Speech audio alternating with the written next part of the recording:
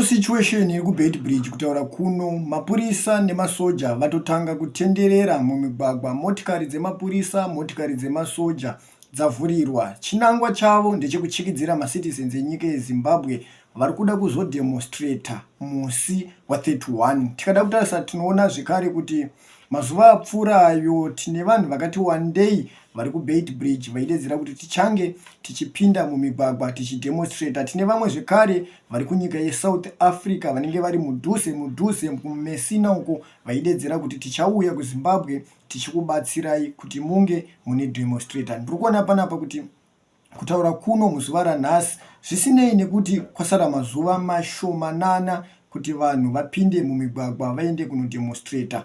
KuBeitbridge motikari dzemapurisa nemasoja dzatotanga kupatrola, dzatotanga kupinda mumigwagwa. Chinangwa chavo tikada kutarisa tinoona kuti ndechekuchikidzira vanhu vange vachida kupinda mumigwagwa musi wa31.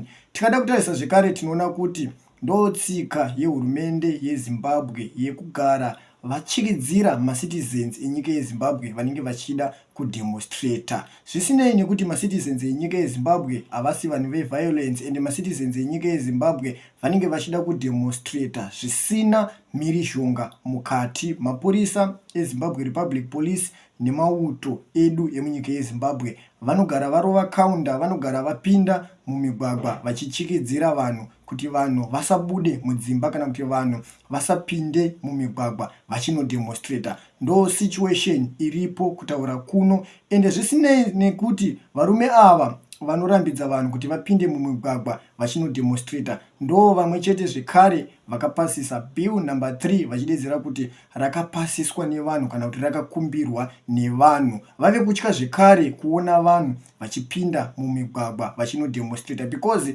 kana bill number 3 rakapasiswa nevanhu kana kuti rakakumbirwa nevanhu, vanhu vese vachida hurumende yavaEmmerson Dambudzo Mnangagwa kuti inge inoramba ichitonga, inge iri pachigaro. Hazvinidhe kuti vange vanobuditsa masoja nemapurisa kuti vapinde mumigwagwa, because vanhu vanenge vachida kudemonstrata vanotoshayikwa. Hapawanike munhu anopinda mumigwagwa achidemonstrata, ende vanhu vanenge vachidedzera kuti tinoda kuenda kunodemonstrata havajoinwe nevamwe vanhu. Vanhu vacho vanenge vachida kunodemonstrata vanongobuda vari 5, vanongobuda vari 6.